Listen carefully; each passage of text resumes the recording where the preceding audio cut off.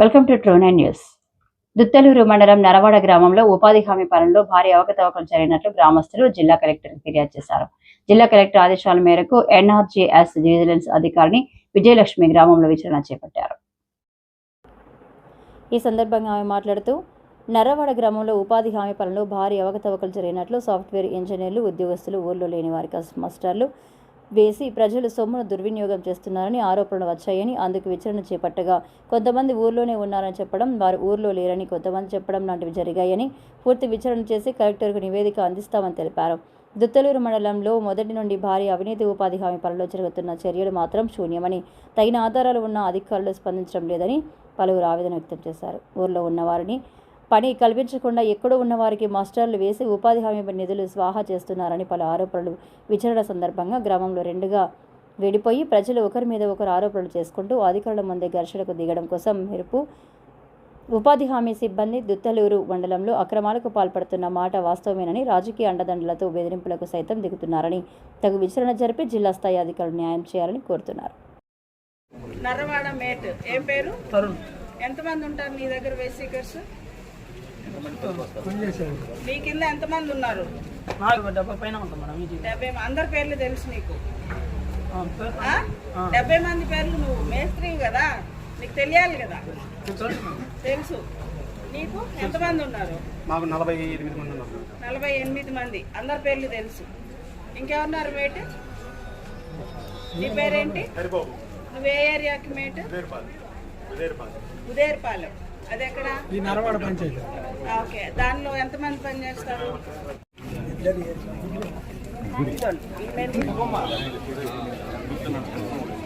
చుండూరి సుకన్య,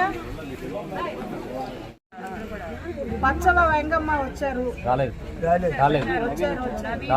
నవీన్ వచ్చాడు, వెంగమ్మ రాలేదు. Kolli Rajani not attended, రాలేదు. హరికృష్ణ వచ్చాడు. హుసేన్ బేబ్, ఆశ్రియా అండ్ కాజా రెహమతుల్లా రాలేదు. ఆ మొక్కతే వచ్చింది, వాళ్ళిద్దరు రాలేదు.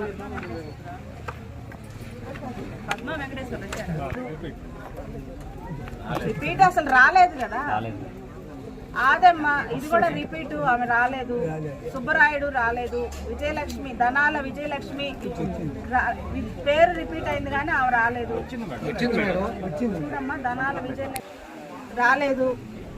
చావా సరస్వతి రాలేదు. మాల్యాద్రి సంపూర్ణ రాలేదు. ఇందిరమ్మ వచ్చిందా? ఇందిరమ్మ, లక్ష్మి, రవి అండ్ తనూజ హౌసింగ్ అని చెప్పారు, వచ్చారు, అటెండ్ అయ్యారు.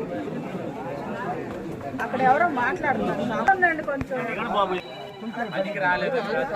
బద్దిని వినోద్ ఉన్నాడా ఇక్కడ?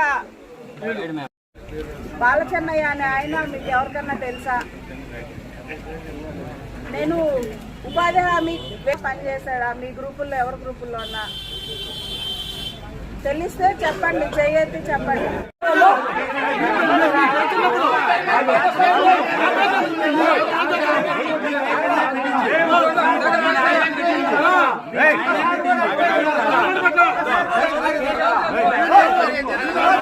ఉపాధి హామీ పని ఎవరికి? పన్నులు లేని వాళ్ళకి, వ్యవసాయ పనులకి. మీరు గవర్నమెంట్ జాబ్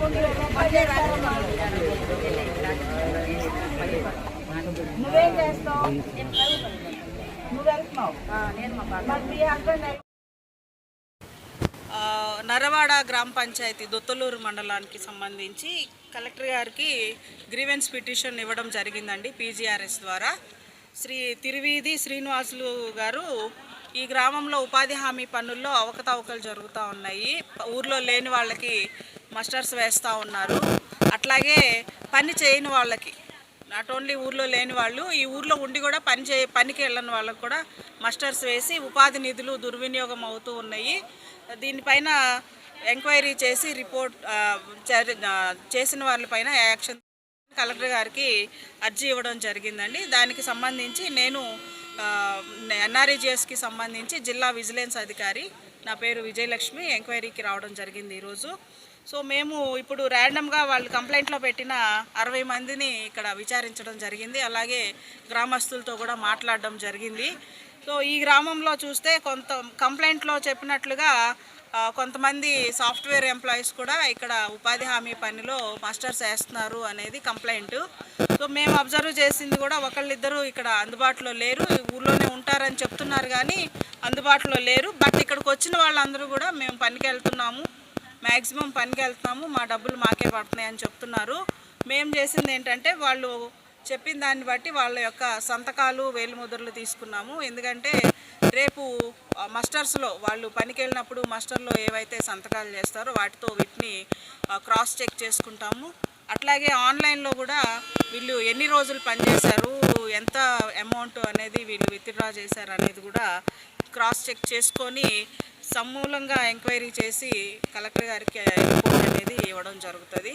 సో దీనికి సంబంధించి ఇంతకంటే ఇప్పుడు రివీల్ చేయలేమండి. ఖచ్చితంగా అండి, SRDS రూల్స్ అన్నీ ఉంటాయి ఉపాధి హామీలో. ఆ రూల్స్ని బట్టి వాళ్ళ మీద ఖచ్చితంగా శాఖాపరమైన చర్యలు అనేవి తీసుకోవడం జరుగుతుంది.